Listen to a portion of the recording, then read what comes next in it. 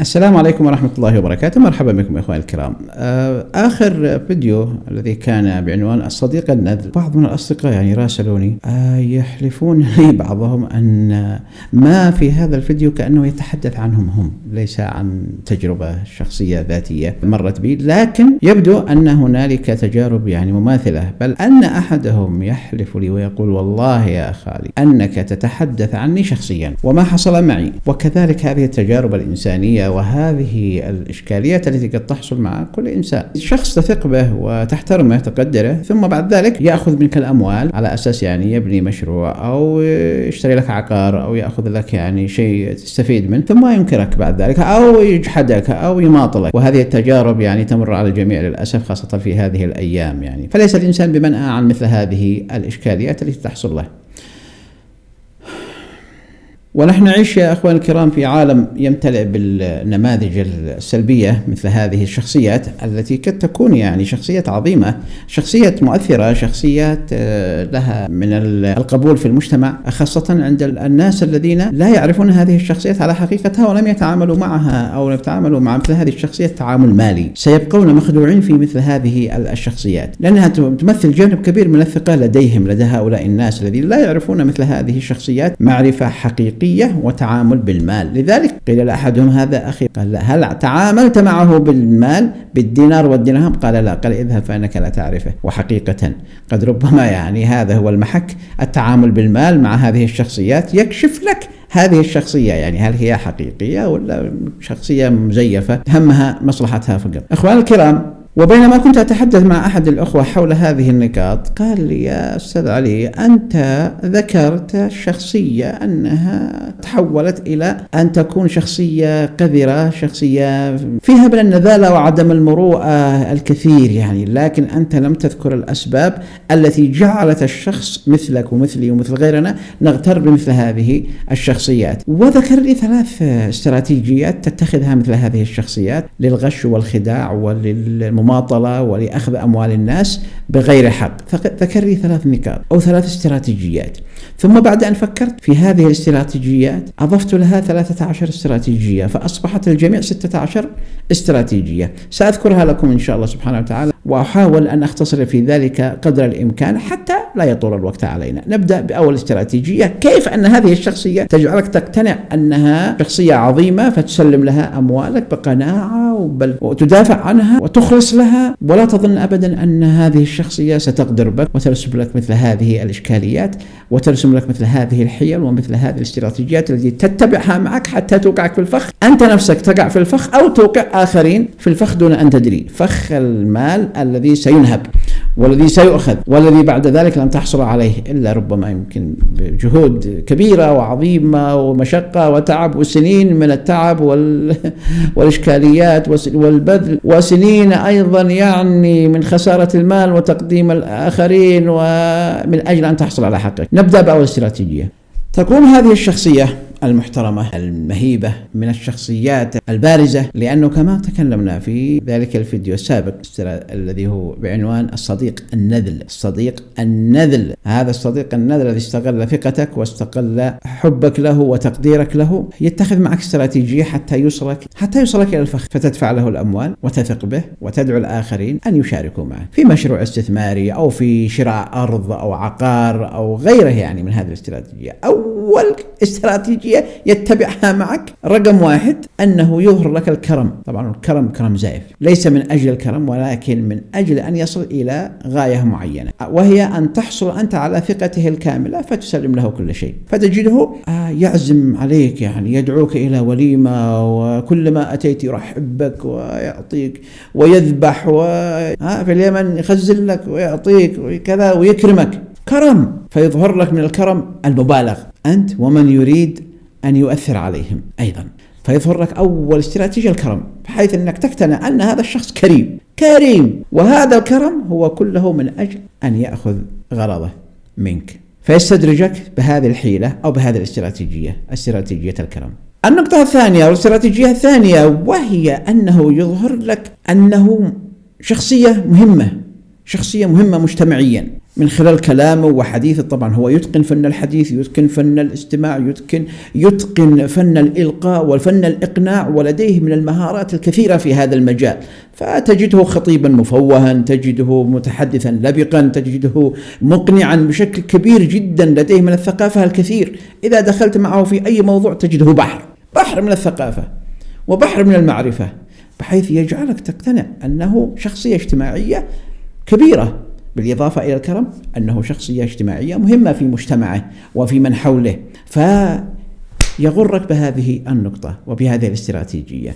الاستراتيجية الثالثة، يظهر لك أنه صاحب ثروة، فيخرج معك وإلى جولة حول منزله وحول مزرعته وحول المنطقة التي هو فيها، فيخبرك هذه الأماكن لي، وهذه البنايات لي، وهذه اشتريتها، وهذه حصلت عليها، وهذه ورثتها، وهذه كذا، بحيث تظن أن هذه المسائل والأرض كلها ما هي إلا له، هذه كلها له. فيظهر لك هذه النقطة، وأن لديه من الثروات الكثيرة، ما هو محتاج إلى أموالك، ولا محتاج إلى يعني نسميها باليمين يبرم عليك، أو أنه ينصب عليك، أو أنه يخدعك.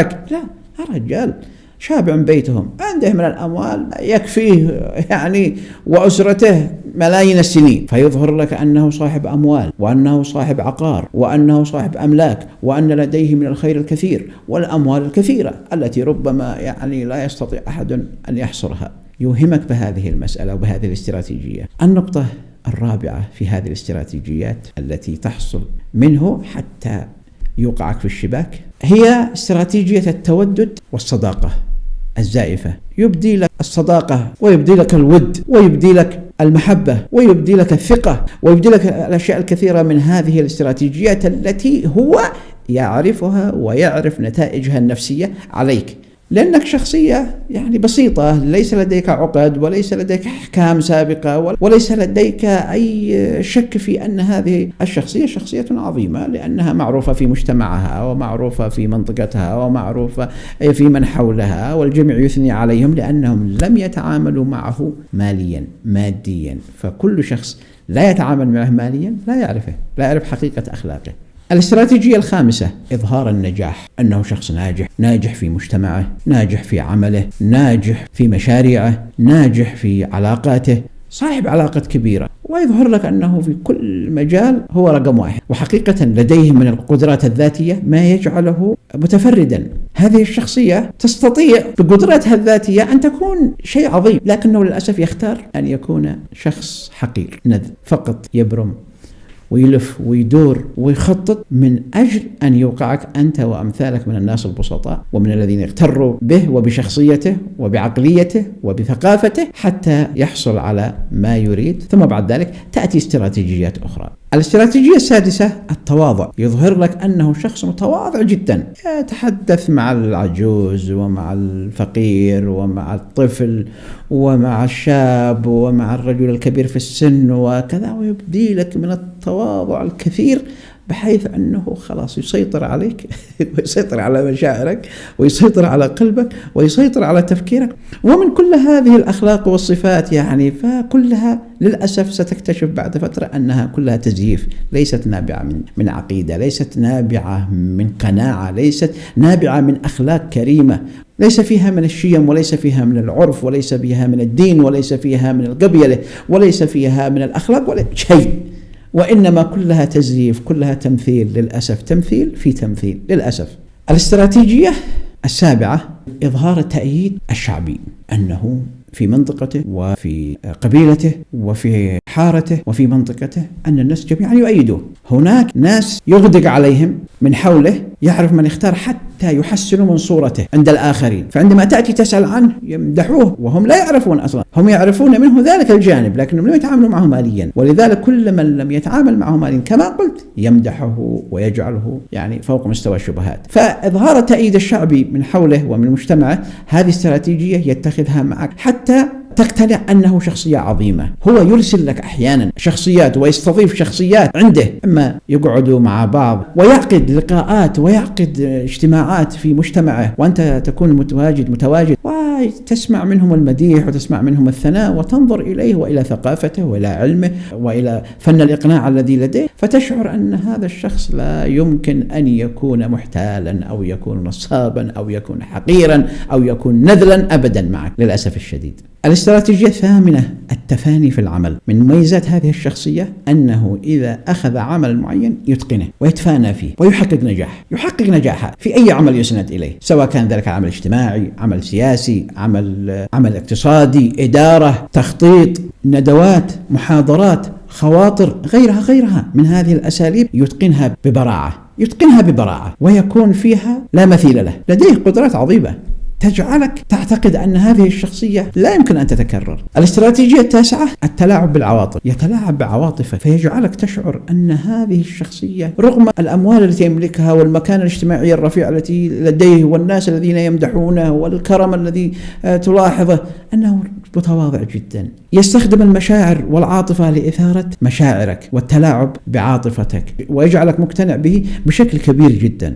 الاستراتيجية العاشرة وهي استراتيجية مهمة جدا، أنه يعطيك وعود وأماني كبيرة، وعود بالثراء، وعود بالانطلاقة، وعود وأحلام بالأهمية وبأنك في المستقبل شخصية عظيمة وأنك ستحقق وستعمل وستبني وستحقق أشياء كثيرة وتكون من الأثرياء وتكون من الناس الذين هم لديهم اكتفاء ذاتي، لا تحتاج إلى شيء آخر. هكذا يعطيك وعود كبيرة بأنك ستصبح شيء عظيم وبأنك ستصبح شيء كبير في هذا المجتمع إذا أنت اتخذت الأساليب والطرق التي هو يخبرك بها، حتى يصل بك إلى قناعة أنك مع هذه الشخصية ستكون شخصا آخر، ستكون شخصا ناجحا، ستكون أفضل، ستكون أقوى، ستكون ثري. الاستراتيجية 11 وهي مهمة جدا، من الآن من 10 إلى 16 مهمة جدا، ركزوا عليها. 11 استراتيجية الفخ المالي. يقنعك بطريقة غير مباشرة أن تدفع له المال حتى يعطيك عقار أو يدخلك في مشروع أو يشتري لك بناية أو يعطيك أرض من الأراضي التي يمتلكها أو يدخلك في تجارة معينة، لأنه شخصية ناجحة والجميع يمدحه والكل يعرفه، خاصة وإحنا تكلمنا عن هذه الشخصية أنها شخصية بارعة وشخصية متحدثة وشخصية قائدة، ولديه أيضا من الأقوال التي أحيانا يربطها بالإسلام ويربطها بالدين وبالدعوة وبالصلاح وبالالتزام وبغيرها، حتى يستطيع أن يشكل لديك قناعة أنه لا يوجد شخصية مثل هذه الشخصية تتعامل معها ماليا حتى تصبح ثريا وتنطلق في هذه الحياة بكل أريحية، لأن لديك معلم ولديك أستاذ ولديك شيخ ولديك قائد ولديك الله المستعان. الاستراتيجية 12 الوعود الكاذبة. أعطيتها المال حتى تدخل في مشروع معين، شراء أرض أو عقار أو تجارة أو غيرها، ثم بعد ذلك يبدأ الاستراتيجية 12 وهي الوعود الكاذبة والمستحيلة والغير موجودة. فيعطيك وعود خلاص، يعني أنت الربح سيأتيك بعد كذا، وأنت ستحصل على أرضك بعد كذا بعد كذا بعد شهر بعد شهرين، باقي شيء بسيط سننتهي منه وكل شيء سيكون من أفضل ما يمكن. ثم يأتي الشهر، ثم بعد ذلك الشهرين، ثم تتواصل معه فيعطيك وعودا أخرى ويعطيك آملا أخرى ويظهر لك أنه مهتم وأنه مستعد أن يموت من أجلك وأنك مهم جدا وأن موضوعك في باله وأنه لا ينام الليل، لا يسهر الليل إلا من به ألم ولا يذوق الصبابة إلا من يعانيها، ويعطيك من كل هذه الأماني والأحلام والكلمات الرنانة والعبارات الشيقة والمفيدة وغيرها، لكنك لا تحصل على شيء. تمر الأيام تلو الأيام والأسبوع تلو الأسبوع والشهر بعد الشهر والسنة بعد السنة ولا تحصل على شيء، ثم تغتر به سنة 2 3 4 5. أين يا أستاذنا المشروع؟ أين يا أستاذنا الأرباح؟ أين يا أستاذنا الأرض التي وعدتنا بها؟ أين العقار الذي أخبرتنا به؟ أينها؟ اليوم 5 سنين 6 سنين 7 سنين لم نرى شيء، فقط كلام، مجرد كلام، كلاما في كلام، كلاما في كلام، لا يوجد أفعال. يبدأ الآن يستخدم معك استراتيجية أخرى بعد أن أمضيت سنوات وأنت في استراتيجية الوعود والمماطلة والكذب والاحتيال والاستخدام العاطفة وأنه لا ينام الليل من أجلك وأن موضوعك في باله وبثقتك به أنه لن يخيبك ولن كلها كذب في كذب للأسف الشديد. يبدأ الآن يتخذ معك استراتيجية أخرى. هذه الاستراتيجية أنه يعترف بحقك لا ينكر، ومن ترسله من أجل أن يكون وسيط بينك وبينه، إما أن يعد لك أموالك أو يعطيك ما وعدك به، سواء كان ذلك أرضا أو عقارا أو تجارة أو أرباح أو غيرها. يعني خلاص أعطني أموالي، لا أريد، خلاص يكفي كذب هذه السنين كلها. فترسل أنت أشخاص من أجل يكونوا وسطاء بينكم، إما يعيد لك مالك أو يعطيك ما وعدك به. وهنا يتخذ هذه الاستراتيجية الجديدة أنه لا ينكر أن لديك حقا عنده، وأنه يسهر الليل من أجله، أنه مهتم بقضيتك، وأنه ويبدأ يكرم هؤلاء الأشخاص الذين يأتون إليه، يكرمهم بالمال، يكرمهم بالغات، يكرمهم بالعزائم، يكرمهم بالذبائح، يكرمهم بالمبيت وبالحديث الجميل والشيق والكذا، حتى ينسون ما أتوا من أجله، ينسوا خلاص. وعندنا مثل يقول يعني أطعم البطن يستحي الوجه. ومن أرسلته من أجل أن يفاوضه أو يكون وسيط بينك وبينه من أجل أن يعطيك حقك يضمه إلى جيبه للأسف الشديد. الاستراتيجية 14 يظهر لك الضعف ويبدأ في سلسلة الأكاذيب، ويظهر لك موال جديد. ما هذا الموال؟ والله أبي عنده القلب، أمي عملت عملية، ابني حالته صعبة، سوى حادث، أنا نفسي عندي عملية، عندي قسطرة، عندي كذا، يبدأ سلسلة من الأكاذيب التي تأخذك عاطفيا، والتي كل من قدمت من أجل أن يأخذ حقك يتعاطف معه. يا أخي أبوه في المستشفى ويحتاج له إلى شهر شهرين، عندها القلب، وينك أنت؟ صلي على النبي. طارت الدنيا شوي خلي الرجال يخرج من هالمحنة يعني. ثم بعد ذلك تمر الشهر والشهرين والكذا، وين؟ لا والله معانا عرس للولد، معانا تخرج للبنت، ومعانا كذا وهكذا تعيش معه في دائرة من الكذب، ودائرة من الاحتيال، ودائرة من التزييف، ودوائر يعني كلها من النصب والاحتيال والكذب والخديعة. للأسف لا أعرف أنا حقيقة لماذا يتخذ مثل هذه الأساليب. والموضوع سهل، كل الموضوع ما فيه هذا حقك يا أخي الكريم، أو يا أخي الكريم ما نفع، أو ما استطعنا، وحصلت علينا أحداث ومشاكل وما استطعنا أن احنا نعطيك حقك، واستغرقنا الأموال يا كذا. خليك صريح يا أخي، خليك صريح، قولها بصراحة. لكن أن تأخذ الأموال تستغلها من أجل نفسك ومن أجل أولادك ومن أجل رفاهية نفسك، وتجعل الآخرين ينتظرون، أنت لا تعرف أن هذه الأموال دفعت من دم قلوبهم، وأنها من عرق جبينهم، وأنهم في هذه المدة 5 سنين 10 سنين 8 سنين لو أنهم استثمروها عادت لهم مثلها أضعاف، وأنت تظن أنك تعمل خير معه. أين أنت من لقاء الله سبحانه وتعالى؟ ما تخاف الله، ما عندك ذمة، ما عندك ضمير، ما عندك خوف من الله سبحانه وتعالى. أكلت أموال الآخرين، احتلت عليهم، قاعد تكذب على الناس، وقاعد تتوسط بهذا وبهذا، ما عندك خوف من الله سبحانه وتعالى. أين ضميرك؟ أين إيمانك؟ أين رجولتك؟ أين قبيلتك؟ أين أخوتك؟ لا توجد، خلاص كلها راحت من أجل أموال. يا أخي كن شجاعا زي ما أنت كنت شجاعا من البداية، وأغريت الآخرين أنهم يستثمروا، وأنهم يعطوا أموالهم، وأنهم يجيبوا ناس آخرين ويأخذوا منك عقار، يأخذوا منك أرض، ويأخذوا منك تجارة وأرباح، ثم في الأخير يا كذب، كلها كذب، تروح كذب في كذب. أين أنت يا أخي من لقاء الله؟ ما تخاف الله؟ حسبنا الله عليك ونعم الوكيل. الاستراتيجية 15 قبل الأخيرة، عندما تذهب إليه أنت أصبحت من كثرة الوعود والكذب الذي كان يصدر منه، أصبح يكذب كما يتنفس، خلاص ضاقت. وكل من يأتي إليه تقدمه كوساطة يكذب عليه، كذب حتى يظهر أمام الجميع أن هذا شخص مماطل، أن هذا شخص لا يستحق الاحترام والتقدير، وليس عنده ذرة من كرامة أو رجولة أو حياء أو وجه يستطيع أن يقابل الناس به. يبدأ هنا باستراتيجية جديدة، الترغيب والترهيب. أنا عندي كذا، أنا بسوي كذا، أنا روح يا أخي، ما عندي لك، روح المحكمة، روح الشرطة، روح الكذا، روح كذا، ما شغلت أنا قاعد كل شوية وأنت يعني. أنا لي سنين وأنا أنتظر أن تأتي بحقي، أن تأتي بأموالي، أن تأتيني بما وعدتني به سنين، في الأخير تقول لي روح الشرطة، روح المحكمة، روح كذا، يعني ما عندي لك شيء. هكذا بكل بساطة يتخذ معك هذا الأسلوب وهذه الاستراتيجية. وكل من أرسلته إليه وهو شخصية اعتبارية يبدأ بعدين في الترغيب. لا، هو هذا مثل ابني، هذا هو مثل أخي الحبيب، أنا وياه من أفضل ما يمكن، لا يمكن أن أنكر حقه ولا أنكر فضله، ويبدأ في سلسلة من الأكاذيب الجديدة، يعني حتى يقنع الطرف الذي أنت ترسله أنه صادق، وهو في حقيقة الأمر كذاب أشر.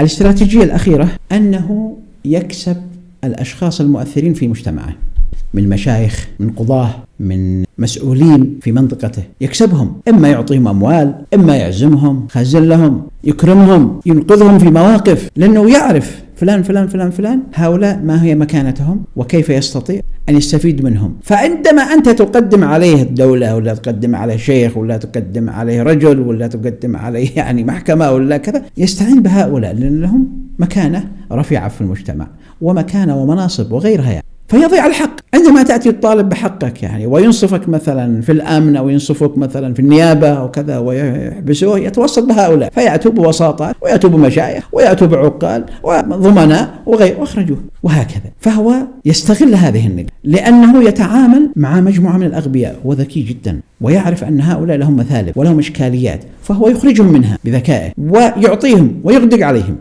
عنده أموال، عنده كذا، عنده يدخل في مثل هذا، وهم بعد ذلك ما يقصروا معه، هم يردون الجميل له بأن يخرجوه من المآزق التي يقع فيها ومن المطالب التي أصحاب الحق يطالبونه بها. وبلا شك يا إخواني الكرام أن مثل هذه الشخصية ومثلها غيرها كثير ربما يعني تمر على، عندما أتكلم تمر في ذهنك شخصيات متعددة يعني لديها نفس الأساليب، لديها ربما أساليب أخرى ممكن أن تضيفها بعد أن تفكر فيها، وكذلك ستجد الكثير من هذه الصفات ومن هذه الاستراتيجيات التي يتخذها هو أو يتخذها غيره من أجل أن يأكل حقك ومن أجل أن يسلب مالك. ثم بعد ذلك من كثر المماطلة ومن كثر البواعيد ومن كثر الناس اللي قدمتهم والأموال التي بذلتها من أجل أن هذا يذهب ومن أجل هذا يتوسط ومن هذه اللجنة ومن هذا شرطة ومن أجل هذا كذا، تزهق.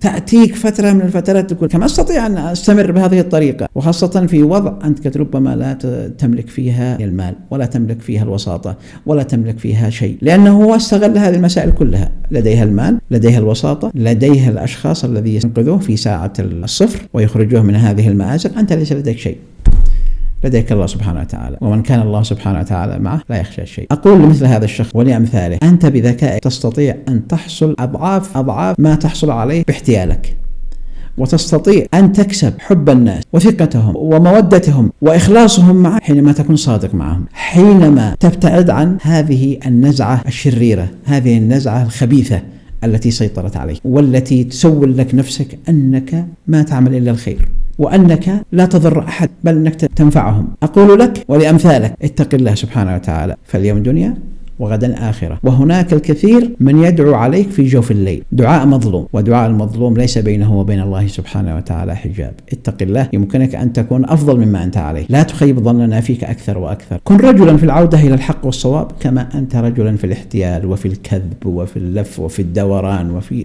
البرمات وغيرها، وحسبنا الله ونعم الوكيل، وإنا لله وإنا إليه راجعون.